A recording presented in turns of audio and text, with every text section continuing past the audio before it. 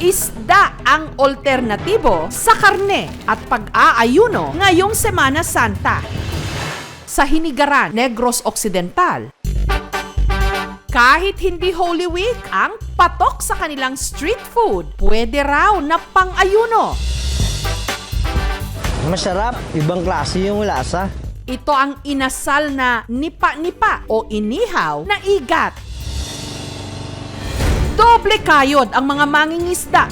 Ang target nilang mahuli, mga nipa-nipa.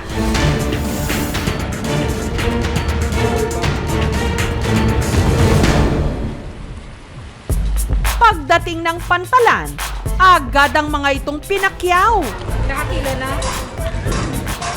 Paborito kasi itong ihawin, inasal na nipa-nipa on sticks.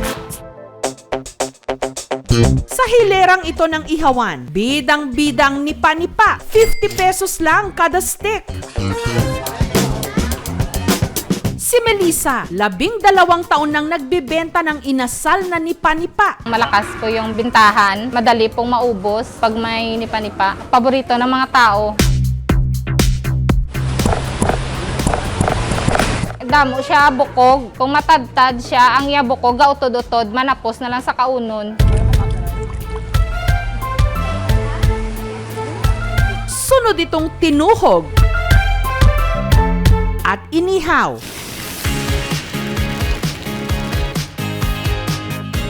Namit yun dya. Daw namit pa sa manok ngay nasal. Ang nipa-nipa, pwede ring igata.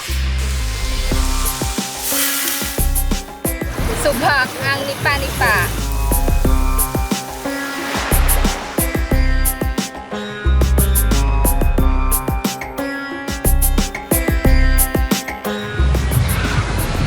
Wow, sobrang sarap naman ito.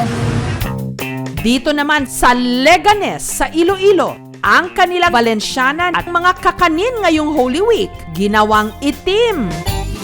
Naisip daw ng mag-inang Maribeth at Gail na lagyan ng twist ang paboritong putahe sa kanilang bayan na Valenciana.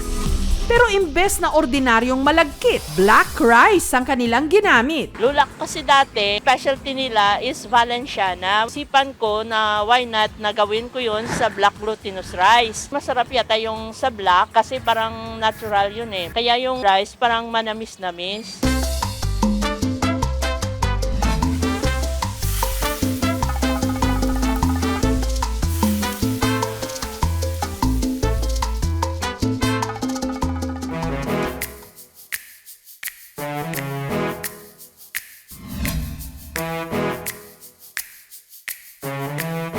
Sa halagang 550 pesos, merong Valenciana Negra de Leganes.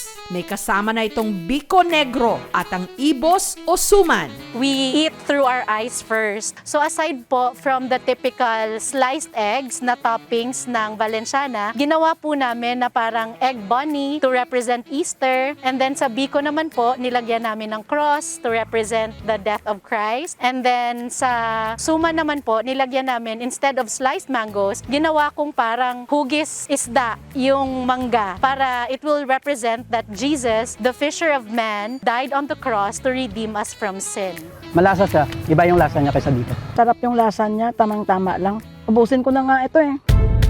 Nagbago man ang buhay natin ngayong pandemya, may mga tradisyon pa rin hindi mawawala na magpapaalala sa atin na kahit nasa gitna tayo ng krisis, masarap pa rin mabuhay. Thank you so much mga kapuso. Kung nagustuhan niyo po ang videong ito, subscribe na sa GMA Public Affairs YouTube channel. Don't forget to hit the bell button for our latest updates.